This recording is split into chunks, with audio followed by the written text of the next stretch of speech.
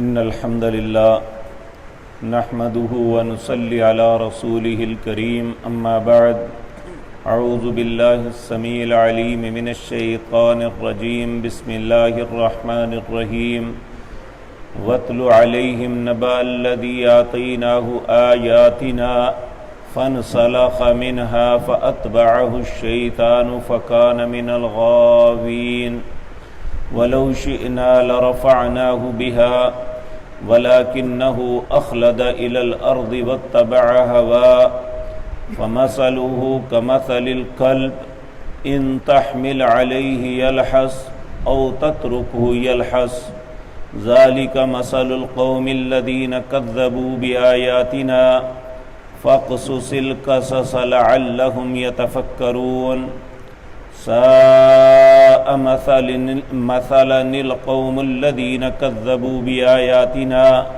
وأنفسهم كانوا يظلمون من يهد الله فهو المهتد ومن يضلل فأولئك هم الخاسرون۔ حضرات محترم، گزشتہ آیات میں آپ کے سامنے یہ بات عرض کی تھی کہ دنیا کا ہر انسان جو پہلے گزر چکا یا آج موجود ہے یا آئندہ آنے والا ہے، اللہ نے اس کائنات کو بنانے سے پہلے آدم علیہ السلام کی پشت سے جتنی اولاد نے پیدا ہونا تھا ان کی ارواح کو نکالا اور انہیں وہ صورتیں عطا کی جو اللہ دنیا میں انہیں عطا کرنا چاہتا تھے۔ پھر ان سے ایک سوال کیا تھا، الست بربکم، کیا میں تمہارا رب نہیں ہوں؟ قالوا بلا، سب نے بیک زبان کہا کیوں نہیں، تو ہی رب ہے۔ تو پھر اللہ رب العزت نے فرمایا شہدنا، جو اقرار کیا ہے اس پہ خود گواہ رہنا،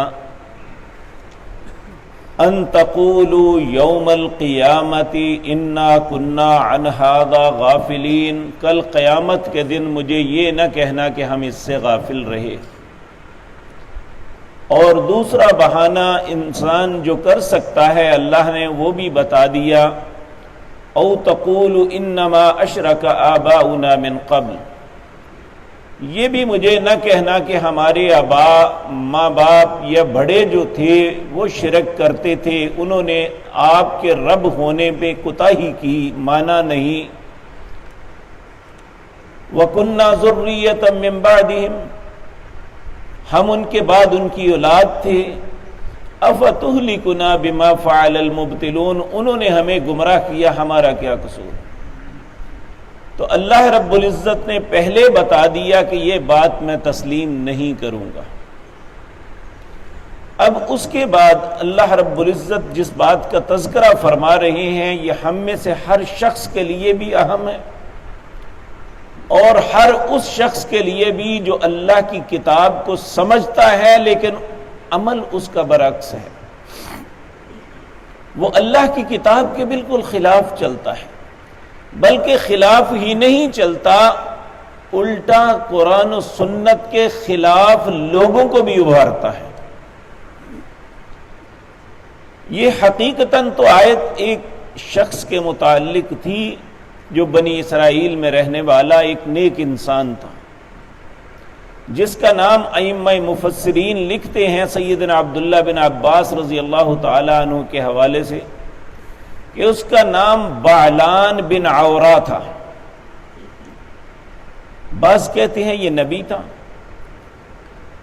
اور نبی ہونے کے ناطے ہم اس بات کو تسلیم نہیں کرتے کہ نبی اپنے کردار کو غلط کر لے، کیونکہ ہر نبی اللہ کی حفاظت میں ہوتا ہے۔ معصوم عن الخطا کا مطلب ہی یہ ہے کہ اللہ اسے ہر خطا سے بچا کے رکھتے ہیں، لیکن عام انسان کے لیے اللہ کا قاعدہ قانون یہ نہیں ہے۔ اللہ اسے اختیار دیتے ہیں کہ انا ہدیناہ السبیل، یہ رستہ ہے اما شاکرن و اما کفورا، اب تیری مرضی ہے کہ شکر کر یا کفر کر۔ اب یہ بعلان بن عورا جو تھا اسے اللہ نے آیات کا علم دیا تھا، تورات کا علم دیا تھا۔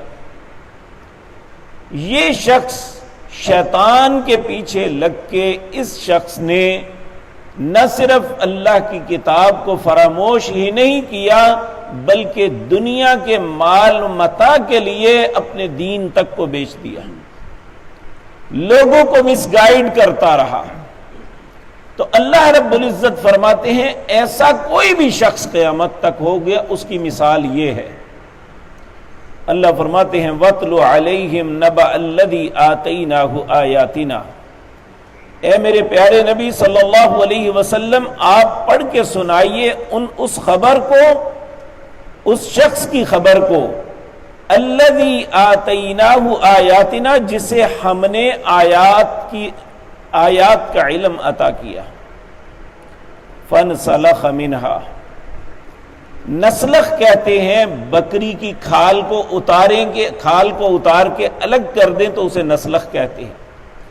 تو اللہ یہاں بھی کہتے ہیں فن سلخا، اس نے یہ سارا کچھ اتار کے پھینک دیا۔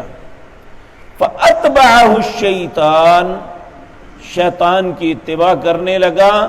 فَكَانَ مِنَ الْغَاوِينَ، وہ سرکشوں سے ہو گیا۔ اللہ پھر فرماتے ہیں وَلَوْ شِئْنَا لَرَفَعْنَاهُ بِهَا، اگر ہم چاہتے تو اسے عزت دیتے ان آیات کی وجہ سے۔ وَلَكِنَّهُ أَخْلَدَ إِلَى الْأَرْضِ، لیکن وہ زمین کی طرف ذلت میں چلا گیا، یعنی دنیا کے مال و متاع کے لیے اس نے دین کو بیچا۔ یہاں ایک بات ذہن میں رکھیں، نبی کریم صلی اللہ علیہ وسلم نے اس بات کی پیشین گوئی فرمائی جو ہمارے لیے بہت زیادہ بڑی وارننگ ہے۔ آپ نے فرمایا میری امت کے اندر ایک وقت ایسا آئے گا، ایک شخص رات کو مسلمان ہوگا، جب صبح اٹھے گا تو کافر ہوگا، ایک شخص صبح مسلمان ہوگا رات کو کافر ہوگا۔ تو آپ نے فرمایا کسی بہت بڑی بات پہ کافر نہیں ہوگا، دنیا کے چند ٹکوں کے پیچھے ہو جائے گا۔ یعنی آج جو بددیانتی، خیانت، اللہ کے دین کے ساتھ دھوکہ، اللہ کے ساتھ دھوکہ، لوگوں کے ساتھ دھوکہ، یہ سب جو چیزیں ہیں یہ اسلام سے انسان کو نکال دیتے ہیں۔ العیاذ باللہ، اللہ ہم سب کو اپنی پناہ میں رکھے۔ تو اللہ رب العزت فرما رہے ہیں وَلَوْ شِئْنَا لَرَفَعْنَاهُ بِهَا، اگر ہم چاہتے تو اسے عزت دیتے ان آیات کے ساتھ۔ وَلَكِنَّهُ أَخْلَدَ إِلَى الْأَرْضِ، لیکن اس نے اخلد إِلَى الْأَرْضِ، اس نے ہمیشگی کی اور دنیا زمین کے ساتھ چمٹا، اس ذلت کو قبول کیا۔ وَاتَّبَعَ هَوَاهُ، اور اپنی خواہش کا پجاری بن گیا۔ اس نے اللہ کے حکم کو کچھ نہیں سمجھا، جو اس کے من میں آیا اس نے کیا۔ فَمَثَلُهُ كَمَثَلِ الْكَلْبِ، اس کی مثال کتے کی طرح ہے۔ إِن تَحْمِلْ عَلَيْهِ يَلْحَسْ أَوْ تَتْرُكُهُ يَلْحَسْ، اگر وہ کام کرتا ہے، بھاگتا ہے تب بھی ہانپتا ہے، بیٹھا ہے تب بھی منہ کھول کے ہانپتا ہے۔ کہا جس طرح کتا کرتا ہے اس طرح وہ انسان ہے، نعوذ باللہ من ذالک۔ اللہ ہم سب کو اپنی پناہ میں رکھے۔ ذالک مثل القوم الذین کذبوا بآیاتنا، یہ مثال ہے ایسی قوم کی جو اللہ کی آیات کا انکار کرتی ہے، جھٹلا دیتی ہے، یعنی اللہ کا حکم ہے نہیں مانتی۔ اور یقین جانیے یہ پہلے زمانوں کی بات نہیں، آج بھی ٹھیک ہے انسان کسی مسلک کو بھی اختیار کرے، لیکن اس کا یہ مطلب نہیں ہے کہ اپنے مسلک کی بنیاد پہ اللہ کی آیات کا انکار کر دے، یہ کہے کہ میرا مسلک یہ نہیں مانتا۔ اللہ کے سامنے مسلک کی حیثیت کیا ہے؟ رسول اللہ کے سامنے مسلک کی کیا حیثیت ہے؟ اللہ اور اس کے رسول کی سب سے بڑی حیثیت ہے۔ تو اللہ رب العزت فرماتے ہیں ذالک مثل القوم الذین کذبوا بآیاتنا، یہ مثال ہے اس قوم کی، ان افراد کی، الذین کذبوا بآیاتنا، وہ جو ہماری آیات کو جھٹلا دیتے ہیں۔ فقصص القصص، اے میرے نبی ان یہود کے سامنے یہ قصہ بیان کرو، کیونکہ یہ جانتے ہیں کہ وہ بالان کون تھا اور اس نے واقعہ جو کیا تھا یہ سب کچھ انہیں پتا ہے. فَقْصُصِ الْقَصَصِ، یہ قصہ تفصیل کے ساتھ ان کے سامنے بیان کرو. لَعَلَّهُمْ يَتَفَكَّرُونَ، تاکہ یہ غور و فکر کریں. پھر اللہ فرماتے ہیں سَاءَ مَثَلًا لِلْقَوْمِ الَّذِينَ كَذَّبُوا بِآيَاتِنَا، کتنی بری مثال ہے اس قوم کی جس نے ہماری آیات کو جھٹلایا.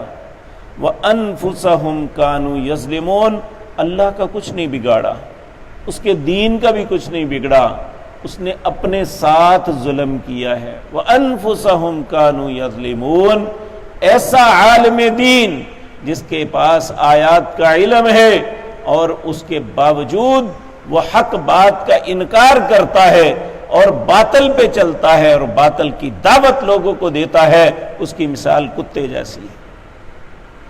اور ہر وہ انسان جس کے سامنے اللہ کی آیات پیش کی جاتی ہیں اور وہ اللہ کی آیات کو ماننے کے بجائے اپنے مسلک، اپنے آباء، اپنے اجداد، اپنے اماموں، اپنے جو بڑے ہیں ان کی طرف جاتا ہے، اس کی مثال بھی ایسی ہی ہے.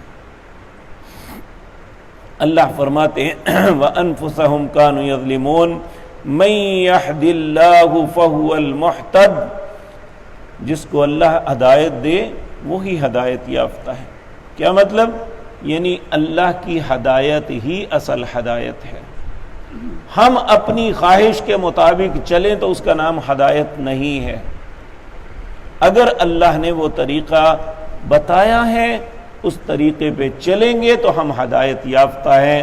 اگر اس کے علاوہ کسی اور طریقے پہ چلیں گے تو اللہ اس پہ مطمئن تو کر دے گا، جس طرح کہ قرآن میں دوسرے مقام پہ آتا ہے وَمَن يُشَاقِقِ الرَّسُولَ مِن بَعْدِ مَا تَبَيَّنَ لَهُ الْهُدَى، جو شخص مخالفت کرتا ہے اللہ کی یا اس کے رسول صلی اللہ علیہ وسلم کی، مِن بَعْدِ مَا تَبَيَّنَ لَهُ الْهُدَى، اس کے بعد کہ اس کے سامنے ہدایت واضح ہو چکے. حق اللہ کی کلام ہے قرآن کریم، حق جناب محمد الرسول اللہ کا فرمان ہے، اس کے علاوہ باقی سب ہماری خواہشیں. فَمَنِ اتَّبَعَ هُدَايَ، جس کے سامنے حق ظاہر ہو چکا، وَيَتَّبِعْ غَيْرَ سَبِيلِ الْمُؤْمِنِينَ، وہ ایمانداروں کے علاوہ کسی اور رستے کو اپناتا ہے، نُوَلِّهِ مَا تَوَلَّى، پھر اللہ اسی رستے پہ چلا دیتی ہے. وَنُسْلِهِ جَهَنَّمَ وَسَاءَتْ مَصِيرًا، پھر اس کا ٹھکانہ جہنم ہوگا جو بہت برا ہے. اس لیے ہدایت اللہ کی ہدایت ہے، وہی انسان ہدایت یافتہ ہے جو اس ہدایت پہ چلے.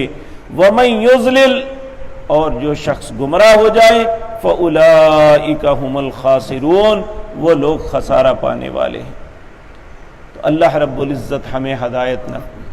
نبی کریم صلی اللہ علیہ وسلم کی یہ دعا ہمیں یاد بھی کرنی چاہیے، اپنی زندگی کا حصہ بنانا چاہیے.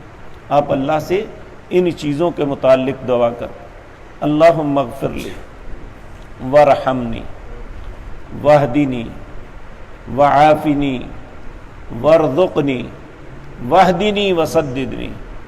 اے میرے اللہ مجھے معاف کر دے، اے اللہ مجھ پہ رحم کر، اے اللہ مجھے عافیت دے، صحت عافیت دے، اے اللہ مجھے رزق دے. وحدنی، اے اللہ مجھے ہدایت دے دے. وسددنی، اے اللہ مجھے سیدھے رستے پہ چلا دے. یہ 6 چیزیں ایسی ہیں جن کی دعا رسول اللہ صلی اللہ علیہ وسلم اپنے لیے کرتے تھے. حقیقتاً یہ ہمیں سکھایا جاتا تھا، کیونکہ اللہ نے آپ جیسا ہدایت یافتہ تو بنایا ہی کوئی نہیں. آپ سے یہ تصور کر ہی نہیں سکتے کہ آپ رستے سے ہٹ سکتے ہیں. یہ تصور کرنا ہی کفر ہے. یہ دراصل میرے اور آپ کے لیے رہنمائی تھی جو پیارے نبی صلی اللہ علیہ وسلم نے ہمیں بتائی. اللہم اغفر لی وارحمنی وعافنی وارزقنی واہدنی وسددنی. اے اللہ تو یہ ساری باتیں ہمارے حق میں قبول و منظور فرما اور ہمیں ہدایت یافتہ بنا، ہدایت کے رستے پہ چلا، اسی پہ زندہ رکھنا، اسی پہ موت نصیب فرمانا. اقول قولی ھذا واستغفر اللہ لی.